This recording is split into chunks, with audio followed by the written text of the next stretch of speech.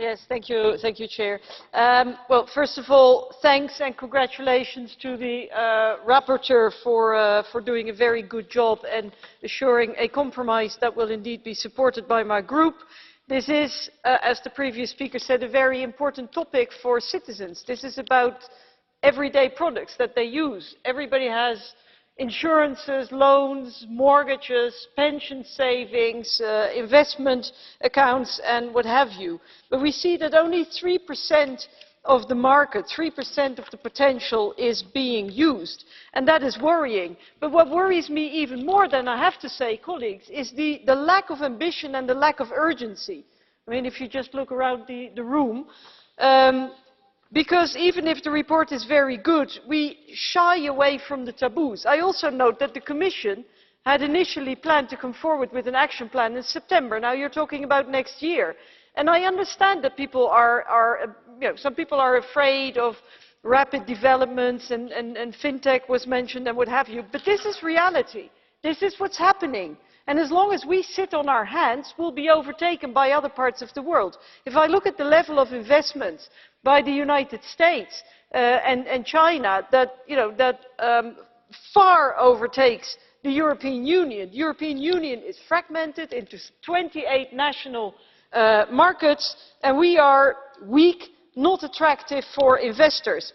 I mean, I get very worried if I read in the newspaper that a major European bank is actually investing 20 million euros in fintech in China.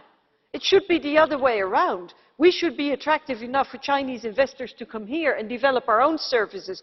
Europe has the potential of becoming the hub for retail financial services, but if we don't act more speedily, with more urgency and more ambition, then we're going to lose the race. Because colleagues, or those of you who are still around, this is not necessary for multinationals. You know, they'll find their way anyway.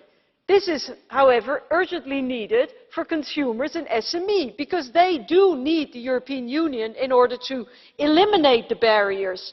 Now, ALDE and the Green Group have tabled amendments, and I very much hope for the support of the EPP Group and the S&D Group, because we don't think it's enough to make noble statements here about the objective of eliminating barriers maybe sometime next century. We need concrete deadlines and we need concrete objectives, and that's why we hope that these amendments mentioning the deadlines will be adopted. And finally, it's a pity that, as usual, the Council is absent, the Council representing the Member States, because we all know, colleagues, that the biggest obstacle of all are national governments protecting their national champions.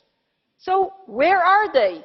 Because, you know, even the biggest Eurosceptics are always saying how important the internal market is. The government leaders are always saying how important the internal market is. But when it really comes down to it, they are actually blocking opening up of the internal market, doing a big disservice to their own citizens. So I do hope that the European Commission will come up with a really ambitious action plan as soon as possible. Thank you.